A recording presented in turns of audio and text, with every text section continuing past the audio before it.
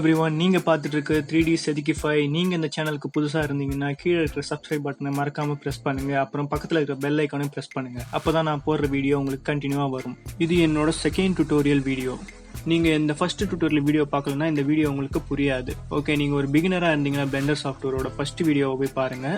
அதை நான் டெடிகேட்டடாக பிளெண்டர் சாஃப்ட்வேரை பற்றி டீட்டெயிலாக சொல்லியிருப்பேன். அதை பார்த்துட்டு நீங்கள் இந்த வீடியோக்கு வந்தீங்கன்னா தான் நீங்கள் இந்த வீடியோவில் நான் என்ன பண்ணுறேன்றதை புரிஞ்சிக்க முடியும்.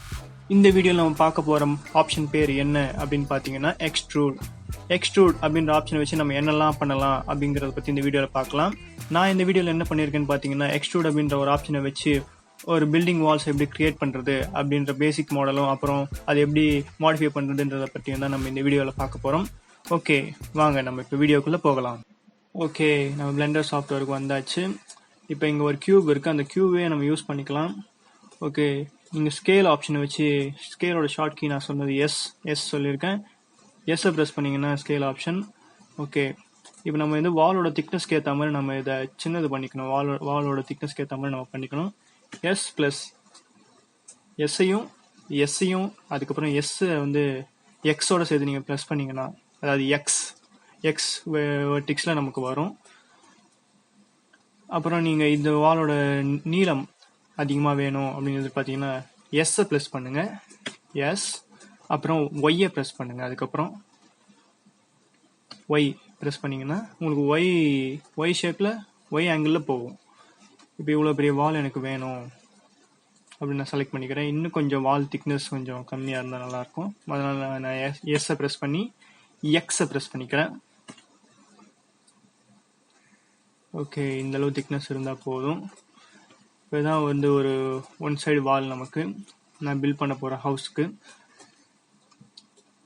ஓகே, இதுலேருந்து நம்ம எப்படி எக்ஸ்ட்ரா இன்னொரு வால் இதுலேருந்து நம்ம எப்படி கிரியேட் பண்ணுறது, அதுக்கு பேர் தான் எக்ஸ்ட்ரூட். அதுக்கு நீங்கள் முதல்ல ஆப்ஜெக்ட் மோடுக்கு போய்க்கணும். ஆப்ஜெக்ட் மோடு இங்கே மேலே பார்த்தீங்கன்னா இதை கிளிக் பண்ணுங்கள்.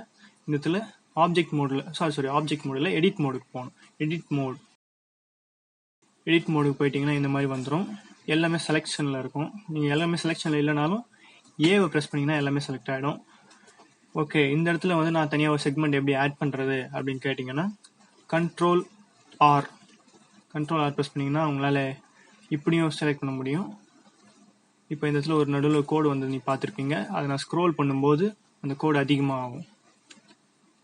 ஓகே, நமக்கு இப்போ ரெண்டு செக்மெண்ட் மட்டும் தான் தேவை. ரெண்டு மட்டும் வச்சுக்கிறேன். இந்த வாலோட திக்னஸ் எனக்கு எவ்வளோ வேணும், இவ்வளோ இருந்தால் போதும் அப்படின்னு நான் திங்க் பண்ணுறேன்.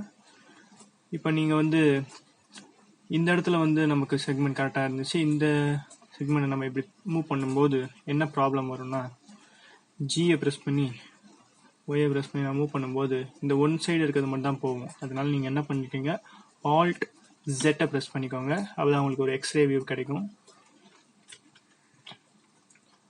ஓகே, இப்போ நான் இதை செலக்ட் பண்ணிக்கிட்டு ஜி அண்டு ஒய்யை ப்ரெஸ் பண்ணுறேன். இப்போ நான் வாலோட திக்னஸ்க்கு ஏற்ற மாதிரி இந்த இடத்துல வச்சுக்கிறேன். ஓகே, டாப் ஆங்கிளுக்கு 7. இப்போ நான் இந்த இடத்துல இதுவும் கரெக்டாக இருக்காமனு பார்த்துக்கிறேன். இந்த வாலோட டிஸ்டன்ஸ் எது வரைக்கும் போகணும், போகணுன்றது நம்ம பார்த்துக்கலாம். தென் இங்கே மேலே பார்த்தீங்கன்னா எடிட் மோடுக்கு பக்கத்தில் வெர்டெக்ஸ், அப்புறம் லைன்ஸ், எட்ஜ், கார்னர்ஸ், அப்புறம் ஃபேஸஸ்ன்னு இருக்கும். ஃபேஸஸ்ன்ற ஆப்ஷன் நீங்கள் கிளிக் பண்ணிக்கோங்க, 3வது ஆப்ஷன். இப்போ இந்த இடத்துல டாட்டாக வந்திருக்கும். இந்த டாட் எந்த ஃபேஸ்க்கு எக்ஸ்ட்ரூட் பண்ணணுமோ அந்த ஃபேஸில் போய் இந்த டாட்டை ப்ரெஸ் பண்ணிங்கன்னா அது செலக்ட் ஆகிடும். இது வேறு எதுவும் செலக்ட் ஆகிடுச்சு. ஓகே, இந்த டாட்டை ப்ரெஸ் பண்ணி செலக்ட் ஆகிடுச்சு. எக்ஸ்ட்ரூடோட ஷார்ட் கீ இ, இதை நீங்கள் மெமரி பண்ணிக்கணும். எக்ஸ்ட்ரூடோட short key E for extrude. இயை ப்ரெஸ் பண்ணி அப்படியே நீங்கள் ட்ராக் பண்ணிங்கன்னா ஒன்றுமே மவுஸ் எதுவுமே ப்ரெஸ் பண்ணாதீங்க. அப்படியே வெறும் மவுஸை ட்ராக் பண்ணுங்கள். எவ்வளோ தூரம் வேணுமோ உங்களுக்கு அந்த நீங்கள் அந்த வாலை எவ்வளோ தூரம் வேணுமோ இழுத்து வச்சுக்கலாம். எனக்கு இன்னும் கொஞ்சம் பெருசாக வரணும். நான் ஜியை ப்ரெஸ் பண்ணி எக்ஸை ப்ரெஸ் பண்ணி பண்ணிக்கிறேன். மறுபடியும் அதை மூவ் பண்ணும்போது நமக்கு ஜி ப்ளஸ் எக்ஸ் அந்த இவ்வளோ பெரிய வால் இருந்தால் எனக்கு கரெக்டாக இருக்கும். கரெக்டாக ஒரு கைட்லைனை நீங்கள் யூஸ் பண்ணிக்கோங்க. இப்போ இந்த சைடு எனக்கு அதே மாதிரி அந்த ஃபேஸை செலக்ட் பண்ணி இயை ப்ரெஸ் பண்ணி அப்படியே மூவ் பண்ணுங்கள்.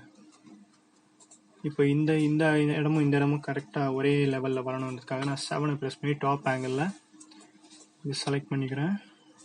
ஜி எக்ஸ் எவ்வளோ தூரத்தில் அந்த ஆப்ஷன் இருக்கோ அதுக்கேற்ற மாதிரி ஸ்ட்ரெயிட்டாக நீங்கள் அதை வச்சுக்கலாம்.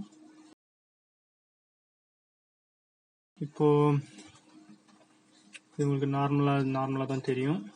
ஆல்ட் ஜெட்டை ப்ரெஸ் பண்ணி டேப் தான் ஆப்ஜெக்ட் மோடுக்கும் எடிட் மோடுக்கும் இருக்கிற ஷார்ட் கீ. டேபை ப்ரெஸ் பண்ணால் ஆப்ஜெக்ட் மோடுக்கு போகும், எடிட் மோடுக்கு போகும், மறுபடியும் டேபை ப்ரெஸ் பண்ணால் ஆப்ஜெக்ட் மோடுக்கு வந்துடும்.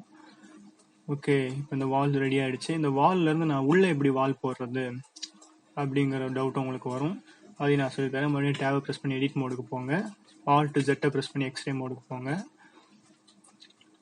இப்போது ப்ரெஸ் பண்ணிங்கன்னா எல்லாமே செலக்ட் ஆகிடும். இந்த இடத்துல கரெக்டாக இந்த சைடு கார்னர் வாலில் எனக்கு வந்து செக்மெண்ட் வேணும் அப்படின்னு நீங்கள் பண்ணும்போது மறுபடியும் கண்ட்ரோல் ஆர் ப்ரெஸ் பண்ணி நீங்கள் செக்மெண்ட்ஸ் ஆட் பண்ணிக்கலாம். எத்தனை ரூம் வரப்போகுது அப்படின்னு நான் பிளான் பண்ணிக்க போகிறேன். இப்போ வந்து எனக்கு 2 ரூம், ஒரு கிச்சன், ஒரு ஹால், இவ்வளோ தான் நான் பிளான் பண்ணது. அதனால் 2 ரூம் அப்படின்றதுனால நமக்கு இந்த நடுவில் ஒரு வாலும் இந்த சைடு ஒரு வாலும் தேவைப்படும். நான் வந்து ஒரு 2 செக்மெண்ட் மட்டும் எடுத்துக்கிறேன். 2 செக்மெண்ட் எடுத்துக்கிட்டு இந்த 2 செக்மெண்ட்டை நான் என்ன பண்ண போகிறேன்னா வெர்டெக்ஸ் செலக்ட் பண்ணிக்கிறேன். வெர்டெக்ஸ் செலக்ட் பண்ணி ஒரு சைடு செலக்ட் பண்ணி சைட் வியூவுக்கு போயிடுங்க. ஜியை ப்ரெஸ் பண்ணி எக்ஸை ப்ரெஸ் பண்ணுறேன். எனக்கு வால் வந்து இவ்வளோ தூரத்துக்கு இருந்தால் போதும், அதாவது ஒரு பெட்ரூம் இவ்வளோ பெருசுக்கு இருந்தால் போதும்னு நான் செலக்ட் பண்ணிக்கிறேன்.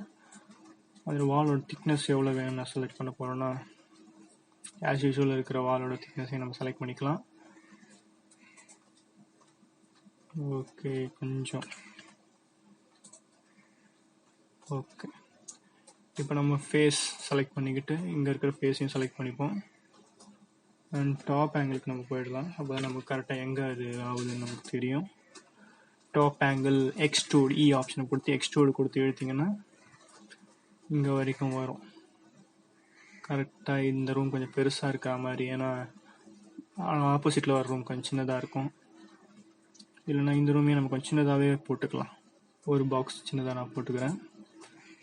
அப்புறம் இங்கேருந்து இந்த ரூமுக்கு ஒரு கட்டு வரணும்ல, அது நம்ம எப்படி போடலாம் அப்படிங்கிறத பற்றி பார்க்கலாம். மறுபடியும் எல்லாத்தையும் ப்ரெஸ் பண்ணி கண்ட்ரோல் ஆர் இந்த இடத்துல ஒன்று மட்டும் ஆட் பண்ணி அப்படியே ட்ராக் பண்ணிங்களாலே போதும், அது கரெக்டாக வரும். மறுபடியும் ஃபேஸ் எக்ஸ்ட்ரூட்,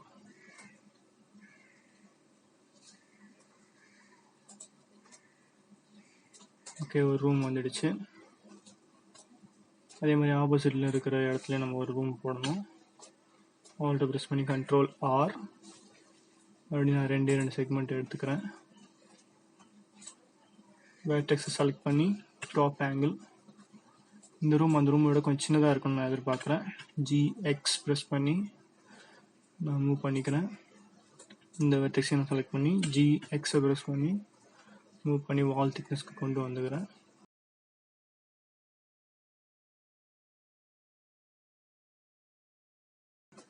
இப்போ ஃபேஸை செலக்ட் பண்ணிக்கலாம். மறுபடியும் எக்ஸ்ட்ரூட், ஒவ்வொரு இடத்துலையும் நீங்கள் கொடுக்கும்போது எக்ஸ்ட்ரூட்ன்ற ஆப்ஷனை கொடுத்து தான் பண்ணணும். அதாவது அப்படின்ற ஷார்ட் கீயை ப்ரெஸ் பண்ணி பண்ணலாம். மறுபடியும் கண்ட்ரோல் ஆர். நீங்கள் எவ்ரி ரூம் ஒரு ரூமுக்கும் தனித்தனியாக பண்ண வேண்டியது இருக்கும். ஓகே, இந்த ப்ராசஸ் ரொம்ப பெருசாக போகும், அதனால் நான் இதை டைம் லேப்ஸில் ரொம்ப ஃபாஸ்ட்டாக காட்டுறேன். என்னடா இவன் ஜியை ப்ரெஸ் பண்ணுன்றான், எஸ்ஸை ப்ரெஸ் பண்ணுன்றான், இந்த மாதிரி ஆப்ஷன்ஸ் நம்மளால் பண்ண முடியலையேன்னு பார்க்காதீங்க. நீங்கள் ஜியை ப்ரெஸ் பண்ணி எஸ்ஸை ப்ரெஸ் பண்ணுறதுக்கு பதிலாக பக்கத்தில் இருக்கிற மூவ் டூலையும் ரொட்டேஷன் டூலையும் யூஸ் பண்ணி நீங்கள் அது எல்லாத்தையும் பண்ணிக்கலாம். அண்ட் வெர்டெக்ஸை செலக்ட் பண்ணுறது எல்லாத்தையுமே பற்றியே நான் ஃபஸ்ட்டே ஒரு வீடியோ போட்டிருக்கேன், அதை பற்றி தெளிவாக பாருங்கள். ஓகே, இந்த மாதிரியான எக்ஸ்ட்ரூட் ஆப்ஷன் வச்சு நீங்கள் எவ்வளோ பெரிய ஆர்கிடெக்சர் இதுவாக இருந்தாலும் இந்த மாதிரி எக்ஸ்ட்ரூட் ஆப்ஷன் வச்சு தான் பேசிக் பண்ண முடியும்.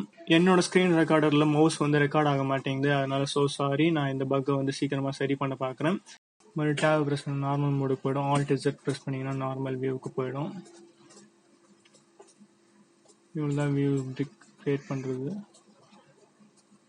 இப்போ இதில் நம்ம ஒரு தரை போடுவோம். தரை போடுறதுக்கு ஷிஃப்டையே ப்ரெஸ் பண்ணி பிளெயின் ஆப்ஜெக்ட் எடுத்துக்கோங்க. நம்ம எஸ்ஸை ப்ரெஸ் பண்ணி அது பெருசாகி கரெக்டாக அந்த சவுத்தில் முட்டுற அளவுக்கு பெருசாகிக்கோங்க.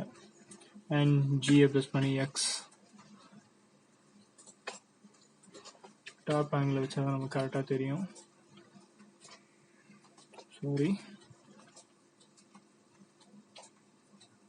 ஜியை ப்ரெஸ் பண்ணி எக்ஸ், மறுபடியும் எஸ் ப்ரெஸ் பண்ணி எக்ஸ்.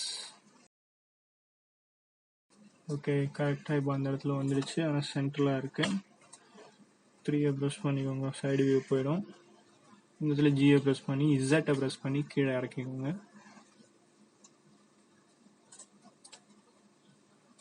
ஓகே, இது நார்மலாக ஒரு பில்டிங்கை எப்படி அலைன் பண்ணுறது அப்படின்ற ஒரு ஆர்கிடெக்சர் மாடலாகவும் நீங்கள் எடுத்துக்கலாம். ஓகே, இதுக்கு நம்ம கலர் கொடுத்து லைட்ஸ் ஆட் பண்ணுவோம். நான் ஜெட்டை ப்ரெஸ் பண்ணி ரெண்டர் ஃப்ரேமுக்கு போய் ரெண்டர் கொடுத்துட்றேன். ஒரே ஒரு லைட் தான் இருக்குது. நான் லைட்டை கிளிக் பண்ணி ஷிஃப்ட் டி ப்ரெஸ் பண்ணுறேன். இந்த இடத்துல ஒரு லைட், ஷிஃப்ட் டி. இந்த இடத்துல ஒரு light, shift D. Shift D. இந்த இடத்துல ஒரு லைட், ஷிஃப்ட் டி. இந்த இடத்துல ஒரு லைட். இதுக்கு லைட் கீழே இறங்குது, அதை நம்ம அலைன் பண்ணுவோம். ஜியை ப்ரெஸ் பண்ணி மேலே தூக்கிக்கோங்க. இந்த லைட்டை செலக்ட் பண்ணி ஜியை ப்ரெஸ் பண்ணி மேலே தூக்கிக்கோங்க.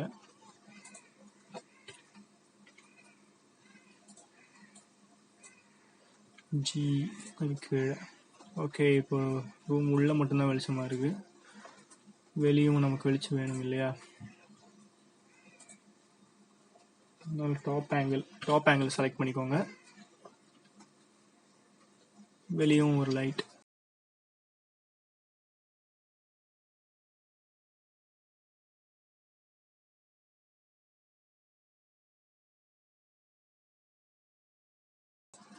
ஓகே, இந்த லைட் உங்களுக்கு தெரியும். இப்போ நம்ம வால்ஸோட கலர்ஸை சேஞ்ச் பண்ணுவோம்.